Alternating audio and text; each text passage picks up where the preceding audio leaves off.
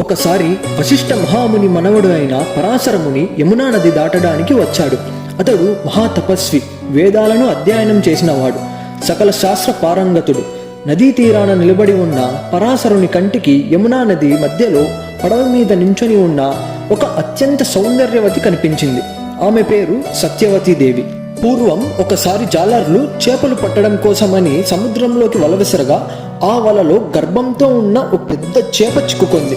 కానీ అది సాధారణ చేప కాదు, బ్రహ్మదేవుని శాపం వల్ల చేపగా జన్మించిన ఒక దేవకన్య. జాలర్లు ఆ చేపను సముద్రంలో నుంచి బయటకు తీసి రెండుగా కోశారు. దానితో ఆ చేప శరీరంలో ఉన్న దేవకన్యకి శాప విమోచనం కలిగి ఆకాశంలోకి వెళ్ళిపోతుంది. కానీ జాలర్లకు ఆశ్చర్యం కలిగించే విధంగా ఆ చేప గర్భంలో 2 పసిబిడ్డలు కనపడ్డారు. జాలర్లు ఆ బిడ్డలను ఆ దేశ మహారాజు అయిన దాసరాజుకి అప్పగించారు. ఆ బిడ్డలలో మగబిడ్డ మత్స్య దేశానికి రాజయ్యాడు. ఆడబిడ్డ ఆ రాజభవనంలోనే ఒక జాలరి కూతురుగా పెరిగింది. అలా పెరిగి పెద్దదైన బిడ్డే ఈ సత్యవతీదేవి. పరాశరుడు సత్యదేవి యొక్క అందానికి ఆకర్షితుడై ఆమె దగ్గరకు వెళ్ళి తనతో సంగమించమని కోరాడు.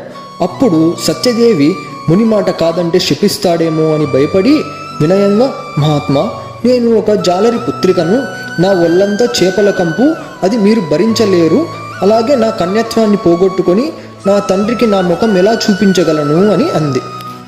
దానికి పరాశరుడు ఆమె శరీరం నుండి వస్తున్న చేపల కంపుని పోగొట్టి ఆమె శరీరం నుంచి సుగంధ పరిమళాలు వెదజల్లేలా చేశాడు. అందుకే ఆమెను యోజన గంధి అని కూడా అంటారు. అలాగే ఆమె కన్యత్వం చెడకుండా వరమిస్తానని చెప్పాడు. అప్పుడు సత్యదేవి ఇది పట్టపగలు, ఎవరైనా చూస్తే అని మరో సాకు చెప్పి తప్పించుకోవాలి అని చూసింది. దానికి పరాశరుడు అని చిన్నగా నవ్వి తన మహిమలతో మేఘాలతో సూర్యుడిని అట్టగించి లోకాన్ని చీకటి చేశాడు. దానితో ఆమె చేసేది ఏమీ లేక ముని చెప్పిన దానికి అంగీకరించింది.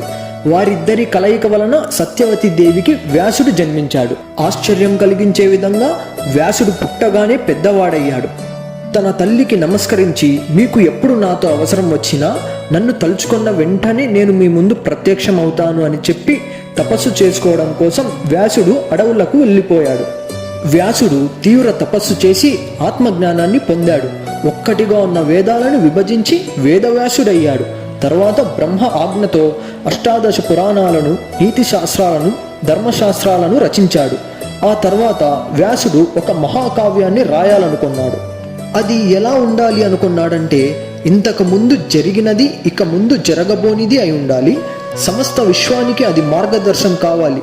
దాని ద్వారా మానవాళికి మంచికి చెడుకు, ధర్మానికి అధర్మానికి మధ్య ఉండే తేడాని తెలుసుకునే జ్ఞానాన్ని అందించాలి అనుకుని మహాభారతం రచించడం మొదలుపెట్టాడు. పూర్వం ఇక్ష్వాకు వంశంలో వీరభీషుడు అనే రాజు ఉండేవాడు. అతడు అత్యంత పరాక్రమవంతుడు, మహాశక్తిశాలి. సాధారణంగా అప్పట్లో ఒక్క అశ్వమేధ యాగం చేసిన రాజుని తిరుగులేని వాడిగా, అత్యంత శక్తివంతుడిగా పరిగణించేవారు. అలాంటిది ఈ వీరభీషుడు 1000 అశ్వమేధ యాగాలు, 100 రాజసు యాగాలు చేసి బ్రహ్మలోకానికి వెళ్ళి అక్కడ దేవతలు, ఋషులతో సహా బ్రహ్మదేవుడిని సేవిస్తున్నాడు. అయితే ఒకసారి బ్రహ్మలోకంలోని అప్సరసలు సైతం అసూయపడేటువంటి అందంతో, వజ్రం కన్నా ప్రకాశవంతమైన తేజస్సుతో, తెల్లటి వస్త్రాలు ధరించి ఒక కన్య బ్రహ్మసభలోకి అడుగుపెట్టింది. ఆవిడే గంగాదేవి. అయితే గంగాదేవి సభలో ఉండగా ఒక్కసారిగా గాలి బలంగా వీచింది. దీంతో గంగాదేవి యొక్క చీర కొంచెం పైకెగిరి ఆమె తొడలు కనబడ్డాయి. అప్పుడు వెంటనే ఆ సభలోని దేవతలు, ఋషులు, మిగిలిన వారందరూ తమ తలలు పక్కకు తిప్పుకున్నారు. కానీ ఒక్క వీరభీషుడు మాత్రం ఆసక్తిగా గంగాదేవిని చూస్తున్నాడు.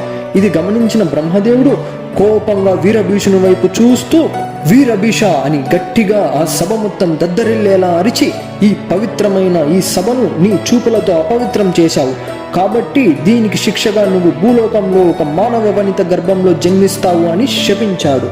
తన తప్పు తాను తెలుసుకున్న వీరభీషుడు బ్రహ్మదేవుని క్షమాపణ కోరుతూ, మహాత్మా, నేను చేసింది తప్పే, కానీ దానికి ప్రాయశ్చిత్తంగా మీరు ఇచ్చిన ఈ శాపాన్ని స్వీకరిస్తున్నాను. కానీ నాదొక చిన్న విన్నపం. భూలోకాన ప్రతీపుడు అనే పుణ్యాత్మునికి పుత్రుడిగా జన్మించే వరాన్ని నాకు ప్రసాదించండి అని కోరాడు. దానికి బ్రహ్మదేవుడు నీవు కోరుకున్నట్టుగానే జరుగుతుంది అని ఆశీర్వదించాడు. కొంతకాలానికి బ్రహ్మ మాట ప్రకారం హస్తినాపురానికి రాజైన ప్రతీపుని భార్య సునందకు వీరభీషుడే శంతనుడిగా జన్మించాడు. శంతనుడు పెరిగి యుక్త వయసుకు వచ్చిన తర్వాత శంతనుడిని హస్తినాపురానికి రాజుగా పట్టాభిషేకం చేసి ప్రతీపుడు రాజ్యాన్ని వదిలిపెట్టి తపస్సు చేసుకోవడం కోసం అడవులకు వెళ్ళిపోయాడు. శంతనుడు ప్రజల శ్రేయస్సే తన కర్తవ్యంగా మార్చుకొని రాజ్యపాలన చేస్తున్నాడు. అతని పాలనలో హస్తినాపురం సిరి సంపదలతో ఆనందంతో సాగుతుంది. అయితే ఒకసారి శంతనుడు వేట కోసమని గుర్రం మీద అడవులకు ప్రయాణమయ్యాడు. శంతనుడు గుర్రం మీద అలా వెళ్తుండగా తనకి గంగానది తీరాన నిలబడి ఉన్న ఒక అత్యంత అందమైన యువతి కనిపించింది. ఎంతటి వారినైనా క్షణాల్లో ఆకర్షించేటువంటి ఆమె అందాన్ని చూసి శంతనుడు మనసులో ఇలా అనుకున్నాడు, ఇంతటి సౌందర్యవతిని ముల్లోకాలలో మరెక్కడా ఉండదేమో అని అనుకున్నాడు. అందమైన ముఖం, తేజోవంతమైన రూపం, పర్వతాలను సైతం గుండెలపై మోయగల విశాలమైన ఛాతి, బలమైన బాహువులతో గుర్రం మీద వస్తున్న శంతనుడిని చూసి ఆ యువతికి కూడా మనస్సులో అతనిపై ప్రేమ చిగురించింది. శంతనుడు తన గుర్రాన్ని యువతి వద్దకు పోనిచ్చి గుర్రం మీద నుంచి కిందకు దిగి ఆ అందగత్తె వైపు చూస్తూ, ఎవరు కన్యా నీవు? ఒంటరిగా ఇక్కడేం చేస్తున్నావు అని అడిగాడు.